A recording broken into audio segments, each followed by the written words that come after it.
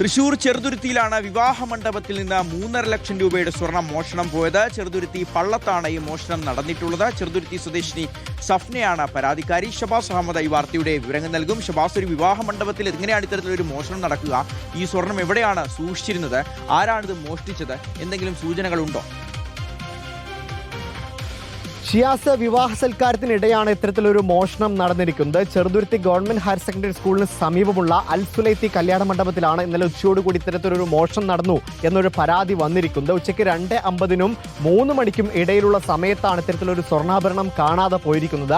വധുവിന്റെ അമ്മയുടെ ബാഗിൽ സൂക്ഷിച്ച ഒരു 3 പവൻ തൂക്കം വരുന്ന സ്വർണ്ണാഭരണമാണ്, വളയാണ് കാണാതായിരിക്കുന്നത്. ഉച്ചയ്ക്ക് 2:50-ന് ശേഷം 3 മണിക്കും ഇടയിൽ ഇത്തരത്തിൽ ബാഗ് പരിശോധിച്ച സമയത്താണ് ഈ വള കാണാനില്ല എന്ന കാര്യം മനസ്സിലാകുന്നത്. അവിടെയൊക്കെ പരതിയിട്ടും വള കിട്ടാത്തതിനെ തുടർന്നാണ് ഇത്തരത്തിൽ പോലീസിൽ പരാതി നൽകിയത്. ചെറുതുരുത്തി പോലീസ് എന്തായാലും അന്വേഷണം ആരംഭിച്ചിട്ടുണ്ട്. 3 പവനോളം തൂക്കം വരുന്നൊരു സ്വർണ്ണാഭരണമാണ് വിവാഹ സൽക്കാരത്തിനിടെ കാണാതായിരിക്കുന്നത്. ആരാണ് ഇത്തരത്തിൽ മോഷണം നടത്തിയത് എന്നൊരു നിഗമനത്തിലേക്ക് പോലീസ് ഇതുവരെ എത്തിയിട്ടില്ല. ഈ കല്യാണ മണ്ഡപത്തിലെ കൺവെൻഷൻ സെന്ററിൽ CCTV-കളുണ്ട്. ആ CCTV-കൾ കേന്ദ്രീകരിച്ചാണ് ഈ വള എവിടെ പോയി എന്ന കാര്യത്തിലൊരു അന്വേഷണം പോലീസ് നടത്തിക്കൊണ്ടിരിക്കുന്നത്. ഇന്നലെ 3 മണിയോടെയാണ് ഇത്തരത്തിൽ വധുവിന്റെ അമ്മയുടെ ബാഗിൽ നിന്ന് വിവാഹ സൽക്കാരത്തിനിടെ ഒരു 3 പവന്റെ വള നഷ്ടമാകുന്നൊരു സംഭവം ഉണ്ടായിരിക്കുന്നത്. ഷിയാസ്, ശരി, ഷബാസ് അഹമ്മദാണ് വിവരങ്ങൾ നൽകിയതായി.